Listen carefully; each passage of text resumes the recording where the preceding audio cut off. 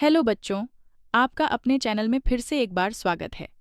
क्या आपने कभी समुद्र की यात्रा की है या फिर कभी किसी जहाज को विशाल लहरों के बीच झूलते हुए देखा है? समुद्र जितना शांत और सुंदर दिखता है, उतना ही खतरनाक भी हो सकता है।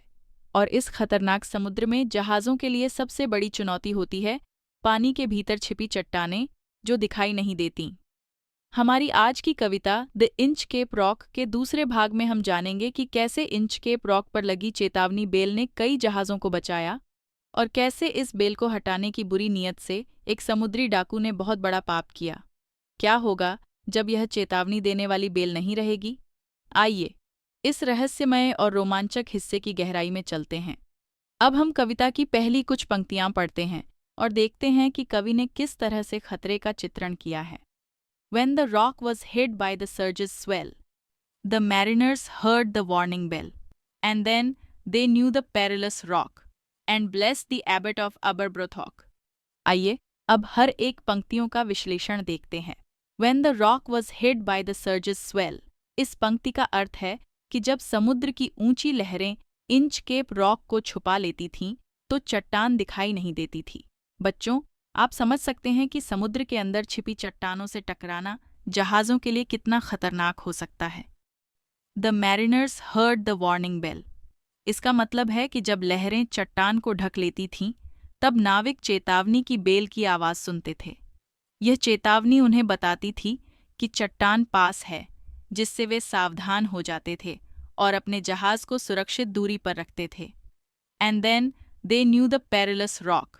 इसका अर्थ है कि बेल की आवाज़ सुनकर उन्हें समझ में आ जाता था कि खतरनाक चट्टान पास है। इस बेल की वजह से नाविक चट्टान से टकराने से बच जाते थे। And bless the abbot of Aberbrothock. नाविक इस एबरब्रोथॉक एबरब्रोथॉक के एबॉट को आशीर्वाद देते थे, जिन्होंने यह बेल लगवाई थी। बच्चों, यह पंक्ति दिखाती है कि सही काम करने वालों को लोग हमेशा सराहते हैं, क्योंकि इस बेल ने कई जानें बचाई थीं। बच्चों, क्या आप भी किसी ऐसे व्यक्ति को जानते हैं जो दूसरों की मदद के लिए कुछ करता है? अब हम कविता की अगली पंक्तियों पर आते हैं, जहां वातावरण की खुशियों का वर्णन किया गया है। The sun in heaven was shining gay, all things were joyful on that day, the sea birds screamed as they wheeled round, and there was joyance in their sound. बच्चों, अब हम हर एक पंक्तियों का विश्लेषण देखते हैं। The sun in heaven was shining gay. इसका अर्थ है कि आसमान में सूरज बहुत तेज चमक रहा था, जैसे कोई उत्सव का दिन हो। यहाँ कवि एक खुशहाल वातावरण का वर्णन कर रहे हैं, जो पूरे दिन की खुशी को दर्शाता है। All things were joyful on that day. इस पंक्ति का अर्थ है कि उस दिन हर चीज में खुशी और प्रसन्नता थी।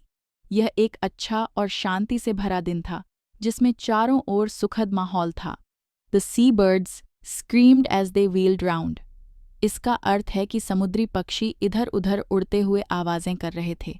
ये पंक्ति समुद्री पक्षियों के उन्मुक्त उड़ान और खुशी को दर्शाती है, जो इस माहौल को और भी जीवंत बनाती है। And there was joyance in their sound. इसका मतलब है कि पक्षियों की आवाज़ों में खुशी और जीवन की ऊर्जा थी। इस समय की खुशी और शांति हर चीज़ में झलक रही थी। क्या आपने कभी पक्षियों को उड़ते हुए और उनकी आवाज़ को महसूस किया है? अब कविता में प्रवेश होता है एक समुद्री डाकू का, जिसका नाम है सर राल्फ द रोवर। उसके मन में एक शैतानी योजना है, जिसे वह इस शांत वातावरण में अंजाम देने का सोचता है। The buoy of the Inchcape bell was seen a darker speck on the ocean green. Sir Ralph the Rover walked his deck and he fixed his eye on the darker speck. बच्चों, अब हम हर एक पंक्तियों का विश्लेषण देखेंगे। The buoy of the Inchcape bell was seen. इसका अर्थ है कि इंचकेप बेल का बुआ समुद्र में तैरता हुआ दिखाई दे रहा था। बुआ, ब्योई, एक प्रकार का तैरता हुआ उपकरण होता है, जिस पर बेल लगाई गई थी ताकि यह लहरों पर तैर सके और जहाज़ों को चेतावनी दे सके। A darker speck on the ocean green. इसका मतलब है कि हरे नीले समुद्र के बीच यह बुआ एक गहरे बिंदु की तरह दिख रहा था। ये पंक्ति दिखाती है कि किस तरह से बुआ समुद्र के बीच एक छोटी सी चीज़ की तरह दिख रहा था, पर उसका महत्व बहुत बड़ा था। Sir Ralph the Rover walked his deck. इसका अर्थ है कि समुद्री डाकू सर राल्फ अपने जहाज़ के डेक पर टहल रहा था। इस पंक्ति से सर राल्फ के शैतानी मंसूबों का आभास होता है, जैसे वह कुछ गलत करने का सोच रहा हो। And he fixed his eye on the darker speck. इसका मतलब है कि उसने उस गहरे बिंदु पर अपनी नज़रें जमा लीं।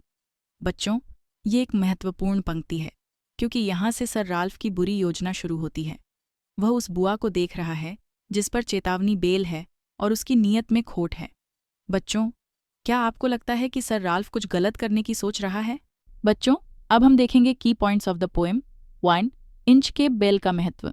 बेल ने कई जहाज़ों को बचाया था और इसके लिए एबरब्रोथॉक के एबॉट को आशीर्वाद दिया गया। 2. खुशहाल वातावरण। सूरज की चमक और समुद्री पक्षियों की आवाज़ ने वातावरण में एक खुशी भरी थी। 3. सर राल्फ का प्रवेश और बुरी नीयत। सर राल्फ इंचकेप बेल की ओर देखता है और कुछ शैतानी करने की सोचता है। विशेषताएं और संदेश। 1. प्राकृतिक चित्रण। बच्चों, कवि ने बहुत ही खूबसूरती से समुद्र का शांत वातावरण, सूरज की चमक और समुद्री पक्षियों की खुशी को चित्रित किया है। 2. बुरी नीयत का संकेत। कविता के इस भाग में सर राल्फ की नीयत का संकेत मिलता है। यह हमें सावधान करता है कि गलत सोच का अंजाम बुरा होता है। 3. न्याय और सज़ा का संदेश। आगे की कविता में हम देखेंगे कि किस तरह गलत कार्य का फल सर राल्फ को भुगतना पड़ता है।